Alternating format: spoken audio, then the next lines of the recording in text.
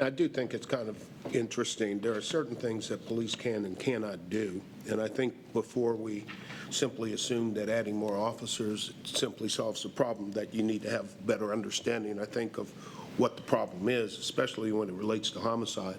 Our last NOVA meeting, Captain Wood, Deputy Chief, we had a breakdown of the motives that were discernible from things. 17 murders from arguments. I don't care how many police you got. If you got somebody drunk at a kitchen table arguing over a football game and they got a gun, each of them have a gun, they're blowing each other away. Unless you got a cop in the room, they ain't going to stop it, and even then the cop may get shot. Domestic violence, 15 murders as a result of that. Drugs, 10. Drug-related robberies, 7. Robberies, 15, et cetera, et cetera. So, you know, it's easy to think that throwing more people and money at the problem solves the problem, but that's not necessarily true. And I don't think that there's really an accepted statistical basis that says that. There are a lot of cities that have fewer cops than us, more people, and less crime.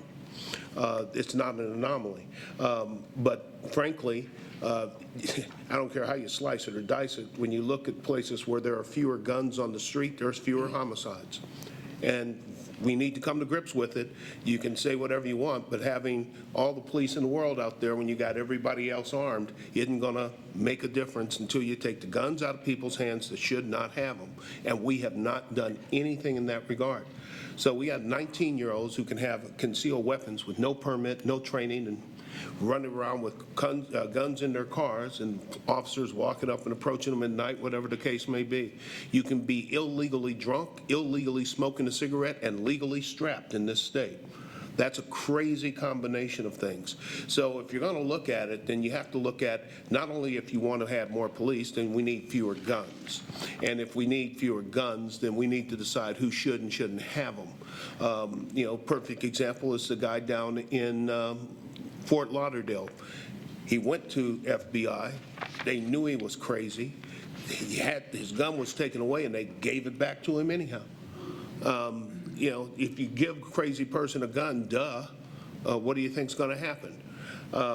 There's a lot of things that need to happen, and I think that before we simply say more of anything, we need to make sure that we're doing what is necessary to do it. And a lot of these things have nothing to do with police. You also have to remember, police are not necessarily recognized as everybody's friend in every community, and that's a problem too, and that has to be resolved.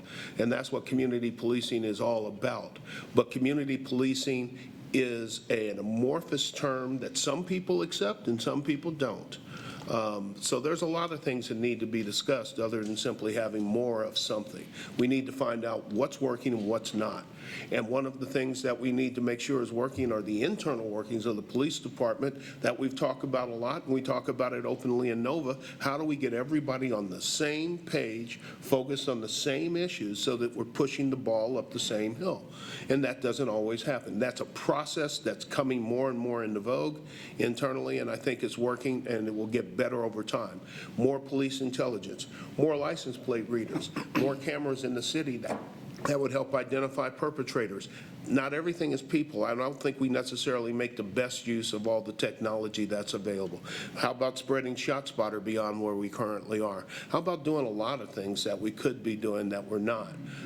And supplementing people with the technology that will help them do their jobs and identify criminals as they commit crimes and how to catch them so that they can be prosecuted. How about a court system that when we have people coming through, we have a consistent approach to people who use guns and violence? How about something like that? There's all sorts of stuff out there that need to be done. And until we kind of try to get everybody on the same page and all the various parts of the criminal justice system working together, we're going to be kind of off center. You know, we have everybody in law enforcement in NOVA except the courts.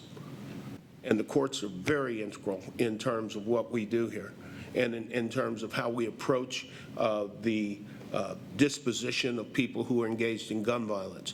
One thing to think about, the new gun laws are going to severely hamper the prosecutors' efforts on illegal weapons. What's an illegal weapon now? The ones that are bought through illegal means, but that's hard to prove. Only, it used to be if you were walking around with a gun and you didn't have a permit, something could be done about it. Now, it doesn't matter.